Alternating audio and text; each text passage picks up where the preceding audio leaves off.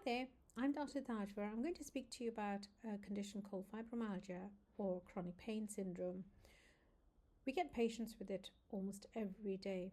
Sometimes people come in with widespread pain that gets worse when they try to remain active.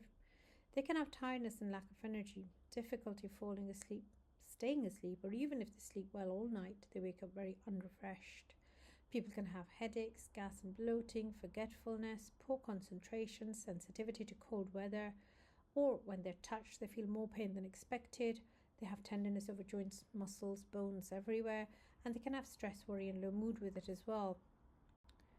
In this condition, you'll see lots of symptoms here on the screen where people can have lots of muscle tension in lots of body parts. They can have difficulty breathing, sometimes knots in their stomach and pelvis. They can have to rush to the toilet. They can feel tired easily. They can feel sweating, dry mouth, cold hands, tingling sensations, migraine. They need to rush to the toilet. They can have nausea, lots of reflux, lightheadedness, confusion, dizziness, fainting, jelly legs, a feeling of drowsiness during the daytime, hallucinations, paralysis, and even loss of voice. These symptoms can happen because in your body, lots of nerves can be affecting different body parts. So these symptoms can happen to people who are usually quite hard on themselves. People want to be good, they want to be liked, they're conscientious and responsible people.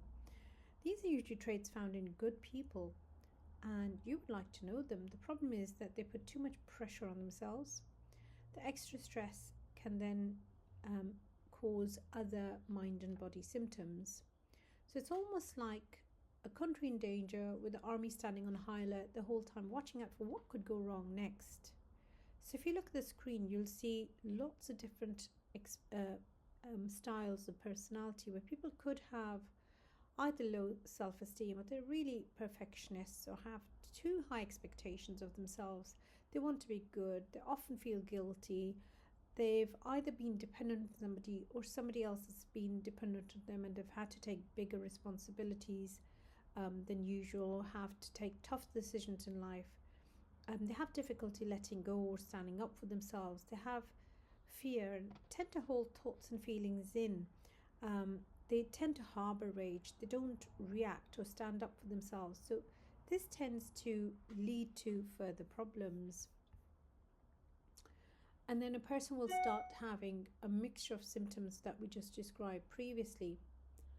This leads to lots of different problems. This can lead to chronic pain. You might end up in a hospital and have chest pain and have all the tests for the heart. These tests are usually negative and normal, or even other tests can be normal, and you think, why doesn't that explain what's going on? The main reason is the problems are not coming from the heart. It's usually the nervous system which is irritating the heart, and the sensation is quite real. So you do feel palpitations.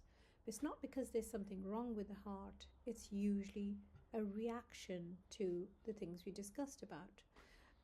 And so it can be difficult to solve. However, it's not impossible. One of the biggest problems or challenges seems to be this difficulty falling asleep, where your mind and body doesn't get to rest. So when you wake up, it's like a